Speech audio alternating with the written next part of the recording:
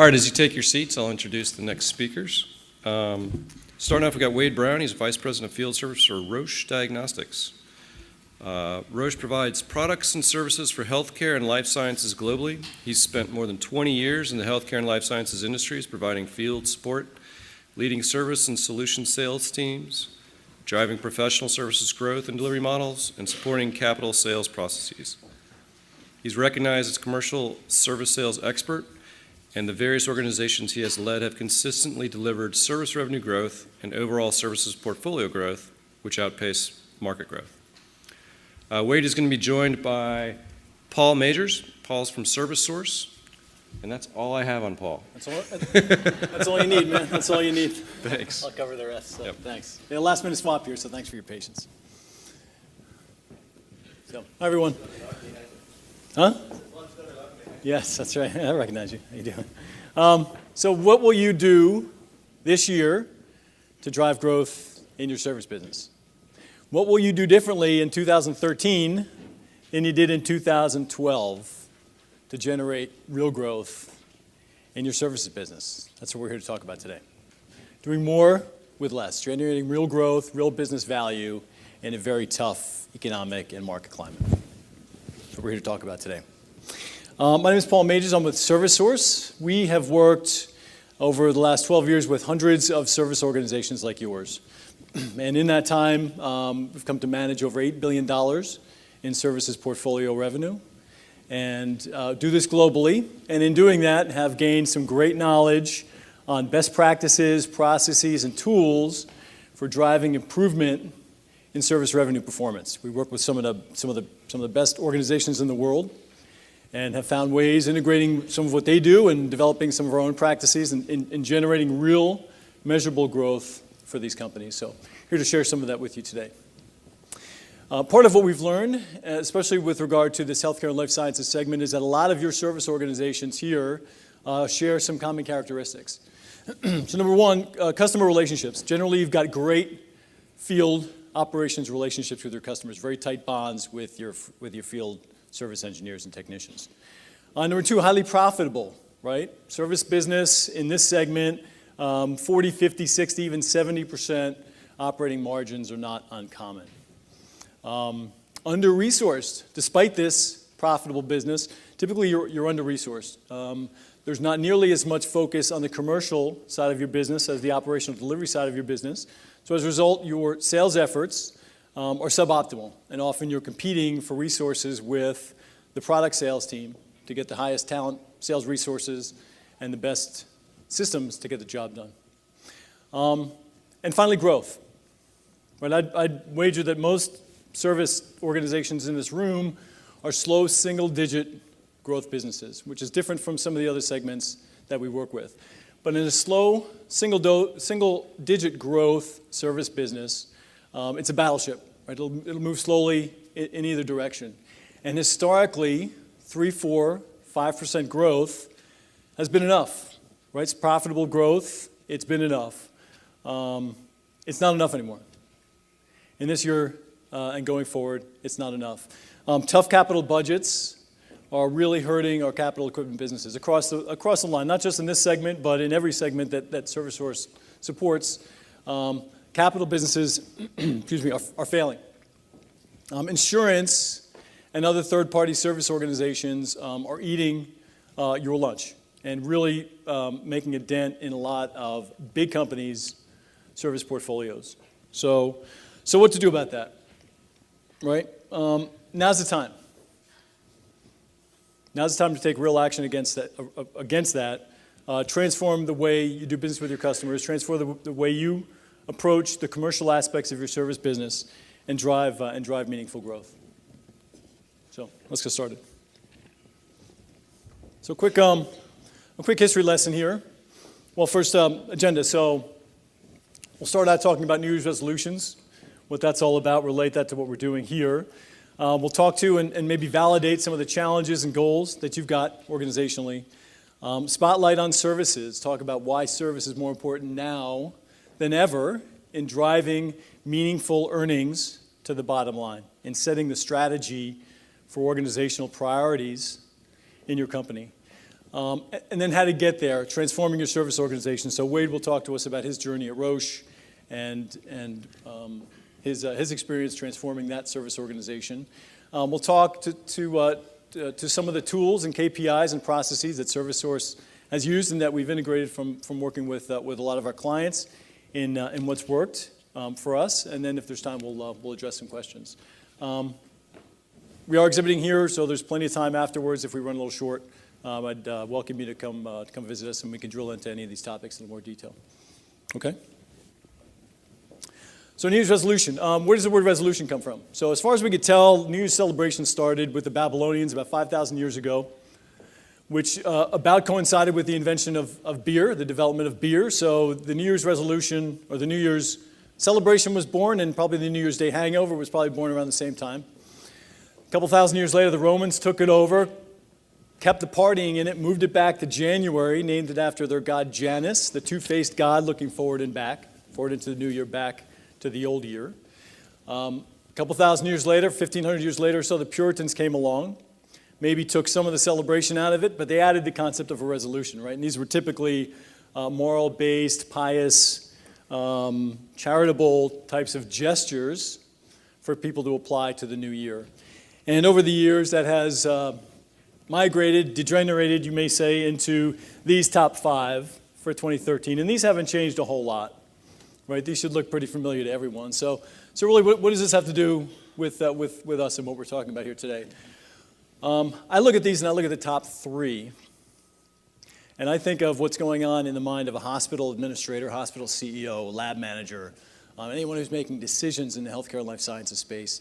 And certainly these top 3 apply to them commercially as much as they apply personally to anyone, generally. So lose weight, do more with less, getting organized, compact the organization, take fat out of the organization, trim it down, right? Reduce capital expenditures. So certainly quantifying these and doing more with less is on the mind of every one of our customers, and therefore has to affect the way we address our market. Now on to some of the challenges that you're facing and the leaders in your business are facing. New product growth in a lot of segments has really slowed to a trickle. I mean, at least one CEO is on record talking about the effect of the 2.3% Affordable Care Act tax as really having a negative impact and squelching innovation for medical products across the board. So certainly companies are relying less and less on new products to generate the kind of growth that they're looking for. How many of you had a tough capital equipment product year last year?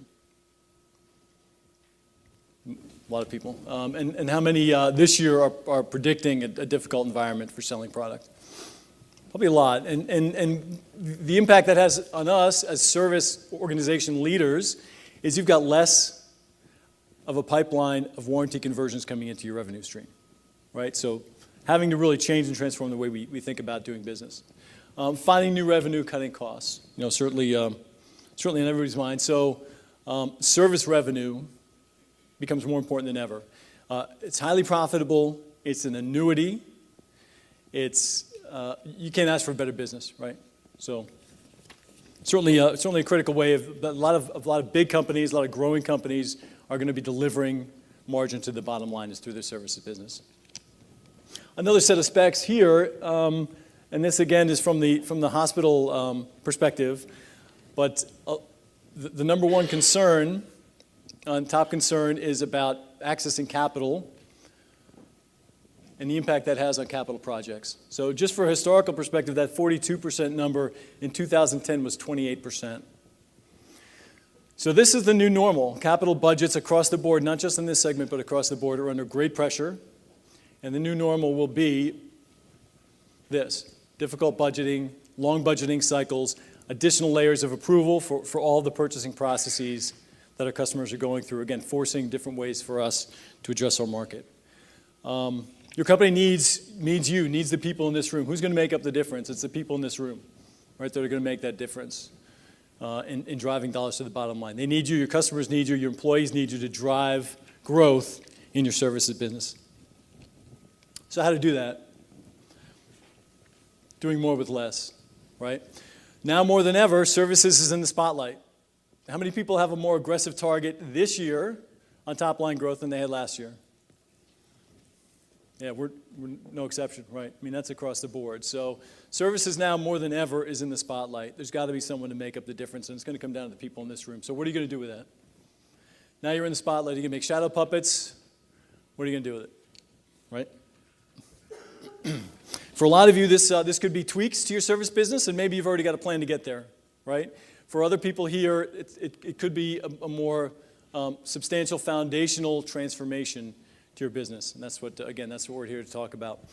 One of the tools that we apply, first to diagnose, right, because you need to sort of diagnose what the needs are in helping a service organization accelerate their growth. This is one of the diagnostic tools that we use. So we first apply these 8 drivers to service revenue growth against the competencies of the business we're looking at. So data, how strong is the company's data? Systems, how solid are their systems for managing that data? Reporting and business intelligence, to what extent do they have the capacity to convert that data to decision quality data that they can lead with? Sales methodology, role specialization, coverage, all specific to the talent that they've got in the seats and the tools that those people have to do their jobs.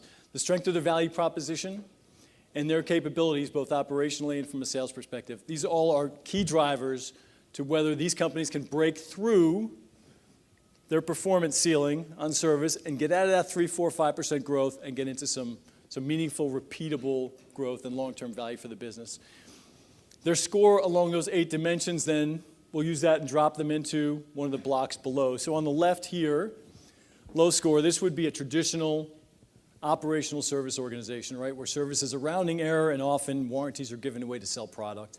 To the right, this is a strategic organization that drives the priorities and the decisions on an organizational level and is seen as a major contributor to the margin of the business. So most companies are trying to move in this direction. Right? And a simple analogy here, but one of the ways that we can kind of dissect the factors that impact your service revenue stream, and let's focus on contract revenue just for now. So think of your revenue stream as a bucket, right? You've got things coming in the top. So what are some of the additions to the revenue stream you've got coming in the top? You've got warranty conversion, right? You've got T&M conversion, new business capture, maybe sweeping in assets on site. You can drive pricing increases. You can move customers along from a PM only to a full service, things of that nature. And there's some things that are coming in the top that you can control and some things you can't control. Right, so I'd argue what you can't control is the point of sale business and some of the factors there driving the rate of input into your revenue stream, slower product introductions, tighter capital budgeting, right? That you can impact. And for a lot of businesses, that has really slowed to a trickle and it's causing some real challenges in their service revenue. What you can control, on the right here, the renewal rate. And what are some of the inhibitors there? Spotty data, limited selling skills, visibility of your leadership team to the drivers that really count, really make a difference. So this is where we focus our efforts and focus our KPIs and our processes. At the back end, of course, you've got end of service life equipment falling out of the revenue stream. You've got third-party competition. You've got systems moving to a T&M model, right, where customers are taking on risk. And on balance, again, what we've seen in this segment, single-digit, slow, steady growth. To some degree, maybe this is swinging to the negative, but generally it's a single-digit world. So the extent to which you can tweak these aspects of your service sales organization on the right is the extent to which you can impact that number. So fixing the data problem, getting your salespeople selling. Right? As opposed to administrating, as opposed to data experts, as opposed to struggling with quoting systems, getting them selling is critical. Collecting more business intelligence, easier said than done, of course, but that's how then you can funnel that into, for instance, a recapture program to generate some real revenue coming in the top of the bucket. And as far as mitigating the loss, measure the loss. How can you manage and improve the loss if you can't measure the loss? All right, we'll talk about that in a minute. So measuring the loss, tracking competition, and taking the appropriate actions around it.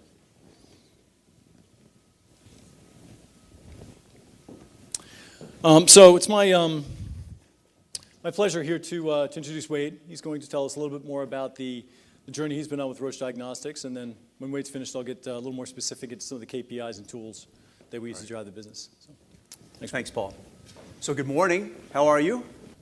Good? It's a quiet crowd this morning.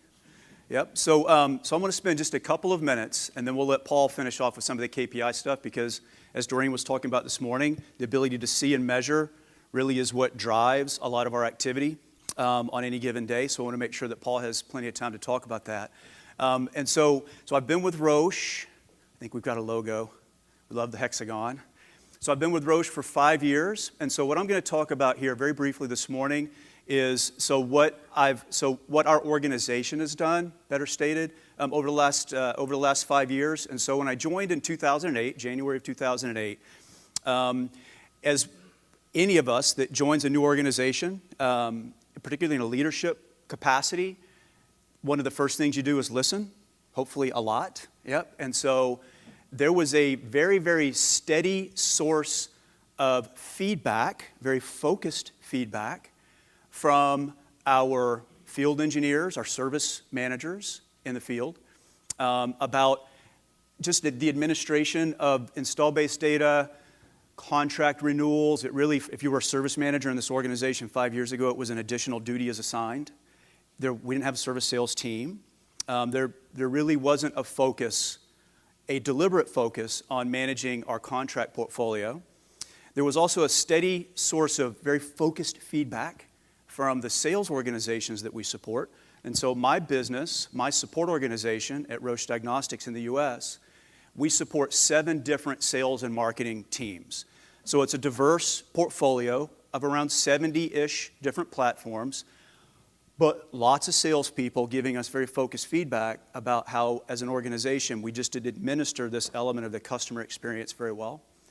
And then lastly, but probably most importantly, customer feedback was not so good around how we administer this process. So an on-time renewal rate in the low 40th percent range. I mean, it was not good coming from an organization the prior 10 years where we had a very large commercial services organization, service sales, how Paul and I came to know each other a long time ago when we were a lot younger, a little bit less gray hair. So what Doreen was talking about this morning really was reflective of a business that we were a part of in a prior organization, but it's not what I found at Roche. A great core foundation of services, mind you, phenomenal people, loyal customers, but it just created a tremendous opportunity for improvement. So where we are today, so we've fixed a lot of that, both through our own blood, sweat equity, some tears from time to time for sure, but also in finding a partner that could help us do that. I've called all the way up to our CEO, our organization, coming from GE prior, which is a kind of a juggernaut, kind of a Borg. Our business is kind of a tweener business, so not big enough so much to deploy our own full-on service sales organization, but big enough where this was a constant source of feedback. All right, so we saw this as a tremendous opportunity, and so as we moved through 2008, understanding our business model, understanding what the 3 to 5 year long-range planning effort was for Roche globally, and then of course here in the U.S. for our organization, we saw this as a great opportunity. But we needed to really focus on the fundamentals. The install-based data that we had wasn't very clean. Sometimes our customers knew more about our stuff than we did. So I don't know if any of you are in touch with that emotion or not. It's not a good emotion to feel, but it's important. If you're going to set a direction, you have to know where you are to start, kind of when you turn your GPS on. And so we knew that if nothing else, we needed to make sure that we nailed the fundamentals.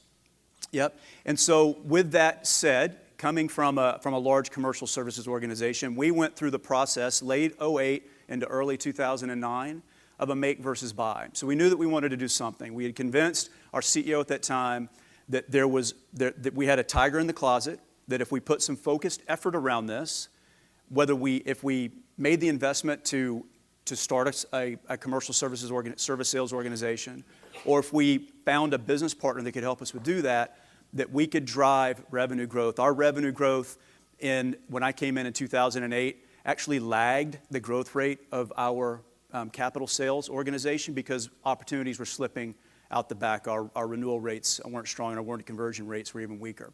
All right, so we knew that if we put an effort there, that we could pay back the organization for spending some money. So we went through that process. And in 2009 and into the summer of 2009, we started our partnership with ServiceSource. And so Paul whispered to me before we start, you don't have to sound like a ServiceSource commercial. So I'll try not to, but what I will share with you is that what they did for us, really in a ramp-up period of 3 to 6 months, we saw, it felt like overnight, although there was some work behind this for sure. The install base data cleaned up rapidly. Their ability to manage customer detail from a purchasing influencer, buyers, those people that needed the right touch points through the buy cycle for service agreements, it shored up again literally overnight. I was getting boxes of chocolate from our field service managers because we had really taken and relieved from them what was this constant source of frustration and consternation with our sales team, with our customers, and of course, they were trying to do this on Sunday nights after they left the dinner table. All right, so why this is important to us, aside from the revenue growth that we've realized, which has been above market across all 7 of the sales organizations I support, so tremendous revenue growth, the jump in the capture rates, but why this was really important at the end of the day, the customer experience is important. But for us and what we wanted to try to do longer term in the build out of additional services, you can't lean into the future if the platform that you're standing on today is fragmented or cracked. And so to make sure that we had a strong foundation in place, which we do now, has put us in a position to be able to lean into the future around additional or expanded consulting services, professional services, what I love to call linkages. If you've got a strong core base, leverage that SME model, the trusted advisor that was mentioned this morning, leverage those things so now you can have a conversation with a customer without the white noise distracting you around additional things that you can do to support their organization. And for the sales teams that we support, it's not that we weren't liked, it's just that we had to get some of the noise out of the way so that we could really, really turn on and be a true differentiator to drive the install base growth. And so I could pick of the 7 different segments that my team serves, I could illustrate any one of them for you. What I would share with you is that across all of those teams, since we've shored up the space and made services and the recurring revenue an important strategic focus for our organization, we've grown above market and ahead of the capital sales organizations that we support because we've made it important. And we're able to message around it. So I love the things that you talked about this morning. Leadership support is critical, yep, but so is the branding and the value messaging. But those things just aren't as effective if you don't have that solid foundation. And so that's where we've tried to place our focus. And as we look into the future and how we're going to place bets into the future, it's not just around the break-fix elements of helping a salesperson sell something and then installing it well, and then when they break it, we fix it. It's how we continue to expand that customer experience story around those Roche products to drive differentiation, to drive a higher placement rate, to drive price into our service agreements, which we've been able to do, and then ultimately put ourselves in a very, very strong position to renew and retain that customer for a very, very long time. To Paul's point, we most, if not all of us, the significant majority anyway, in the healthcare market have felt those cost and capital constraints in the markets that we serve. So I'm looking for body language. Yep. So it's there. It's not going away. So how do you make sure that what you have is different, better, stronger than what the other guy has, so to speak? It's around the administration of the experience and how you deliver against that. Again, so to put a bow on this, we couldn't do that if we didn't have a strong foundation in place. And today, I'm pleased to say that's what we have. And it's been with the partnership of ServiceSource, but it's also been a lot of sweat equity with a lot of the folks on the Roche side and a lot of customers that, because they're loyal to us, have allowed us to take them through that journey. Yep. So with that, Paul, let's talk about some of the KPIs. Yeah, thanks, Wayne. Thanks, man. So we've got, let me push this in for you, Wayne. So we've got 10 minutes or so left, so I'm going to rifle through some of the secret sauce here, and some of the things that we've learned in dealing with great companies like Roche, and again, hundreds of service organizations, 12 years globally. What we found works to drive performance and take it to the next level. So this is probably a familiar model, and I underscore here the importance of data in making this all happen. Because transforming a business takes strategic leadership. And strategic leadership often is a function of how effectively an organization can collect data, the right data, integrate that into some kind of knowledge system, and use that to make informed decisions. Right, so data is really at the foundation of this, and what we found is that data is both the greatest inhibitor to growth, but also the greatest asset to growing an organization. So we've spent a lot of resources and time understanding how data plays in the service sales process, and best practices and processes and systems around getting that and moving up the stack. So from data, moving into reporting, which for most of you is probably a data dump from a Siebel or an SAP or whatever upstream dispatch system you're using, into Excel. Getting the Excel wizard to build it into some reports and some dashboards, and using that as the navigation equipment to drive your business, which is okay. But at best, it's static, and it's extremely labor intensive. So again, the extent to which you can improve that part of your business helps you move up into knowledge, where if you can do analytics and benchmarking, and if you can understand what's your renewal rate, quarter over quarter, is that improving? If you can understand where your competitors are moving regionally and how to deal with that, that becomes actionable knowledge. And then wisdom, where you get more into the realm of predictive analytics. So you're setting strategies, you're staying ahead of the competition.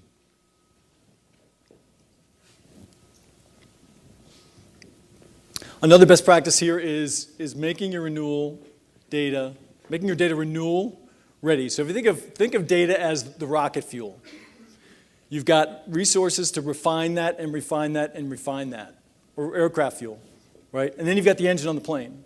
And for most service sales organizations, you've got one set of equipment doing both, refining the fuel and taking that to the market. And what we found, again, that works, and what works for companies that are best practice in this area, is separating out those functions. Keep your data people focused on the data. Chunk it out, deduplicate it, refine it, enrich it, and feed your salespeople. Identify your sales superstars. Keep them on the phones. Keep them focused on selling. Keep them driving the plane. You don't want to hang the refining equipment on the plane, right? Separate those tasks out. That's the way to generate some real productivity from your sales team. This is about making your sales team as effective as any sales team in the organization. I mean, ask anyone how they got into service sales. And what you probably get back is, geez, I don't know, I've always been here, right? And you'll hear some Twilight Zone music or something, or awkward silence and a dog barking in the background somewhere, right?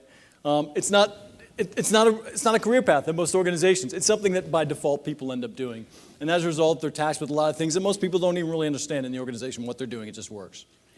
And I get my 85% renewal growth, and I get my 2.5%, 3% revenue growth. Separate out those tasks. Treat it like a real sales function. It's a sales function. It's not an administrative function. It's not an operational function. It's a sales function. I'm going to rifle through a couple of the KPIs here that we've used that have been most effective. And we break it into some different functional areas, but one is the in-quarter renewal rate. I mean, how many people in this room measure renewal? Right? Key metric. Everybody measures renewal. But how do you measure it? As many hands as there were in the room, or probably different methodologies for measuring renewal rate. So dissecting that can give you real, actionable knowledge about how to drive your business. Look at the in-quarter renewal rate. Don't look at the renewal rate overall. Look at the in-quarter renewal rate. Separate your business into a batch with bookends on either side. These are the expirations for the quarter. Here's a new business I want to close. That batch is 100 opportunities. Measure on that. Set your quotas on that. Look at the in-quarter renewal rate. How many of those renewals are happening in quarter? If you're 85%, are they borrowing from some that haven't expired yet? Or are they taking some from late renewals and going into that metric? Much more meaningful if you can dissect it. Another really important metric is the conversion rate. What are we doing with each dollar that expires? Are we turning it into 90 cents, or are we turning it into $1.50? Are we upselling? Are we sweeping in assets? Are we moving them along the value chain from PM only to full service? Or are we increasing discount to get a longer-term agreement? So conversion rate, another really important metric underlying renewal that often gets lost in the overall calculation of renewal. Finally, and this is, and probably most importantly, the non-renewal analysis. If you don't know where that stuff is going at the bottom of the bucket, how can you improve it? How can you drive it? How can you fix it? Much easier said than done, right? But the way to think about this is, and this comes down to messaging from your sales team. Are they asking the customer the right questions? This is the rigor to track this and accumulate it and make it part of your operational rhythms. Track and trend it. How much of this is going to third party? How much is going in-house? How much is going to T&M? Really, really powerful. And yet most organizations don't have the resources to do this or don't have the focus and attention on it. Again, quickly, ripping off the lid on the renewal rate and looking a little bit deeper, 3 key metrics. There's the resolution rate, close rate, and conversion rate, and then the days in advance. Other aspects of the renewal rate that give you much better visibility into what's happening in your business and therefore better ways to fix that. So I'll illustrate, 5 minutes, okay, cool, perfect. So I'll illustrate exactly how that works. So company A, 80% renewal rate, right? Not great by the standards of this group here, but not bad. So they're resolving 95%. Of those 100 deals in the stack, they're addressing 95 of them in that batch. They're closing 93% of the ones that they address. By most measures, pretty good. But through discounting or through end of service, systems being taken out of service, whatever, they're turning every dollar into 90 cents. Okay, that generates an 80% renewal rate. So here, what are the things, if this was your team, what are the things that you may look into improving if you're going to try to drive that 80% up? I'd look at the conversion rate. I'd look at upselling. What are we doing? What are our escalation protocols around discounting? What's happening? Let me look at my attrition. Where's that 10% going, right? Company B, same rate, 80%. Much different operationally. Much different happening under the cover. They're only touching 6 out of 10 opportunities. So what does that tell us? Maybe we're not starting, maybe the days in advance is off. Maybe we need to start sooner to address more of those opportunities, right? Solid closure rate, conversion rate, big upsell. So again, an example of how a renewal rate can really blur what's happening under the cover and can inhibit your ability as a leader to affect the organization and make things happen. So just 1 or 2, we're just about finished. So again, service sales is a sales process. The extent to which you can treat it as a sales process and generate the kind of business and the kind of sales organization in your organization to go up any other sales organization is going to affect your ability to sell more effectively and to grow your service business. So a couple choices ahead, right? But clearly the time is now. I mean, this is our time. Service sales has been marginalized. I've spent 20 years in this business, and most of that selling and evangelizing service sales and competing for resources with other organizations. Now's the time. We're in the spotlight.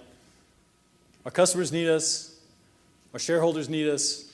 Our management needs us to raise the bar, deliver more revenue to the bottom line. So, ready? Yeah. All right, thanks. So, happy to answer any questions. Also, again, we're exhibiting here. We're having a luncheon tomorrow to get a little more granular on some of the technology tools that we have that can help drive some of this transformation and some of these processes through your business. So, Mark, do we have time for questions?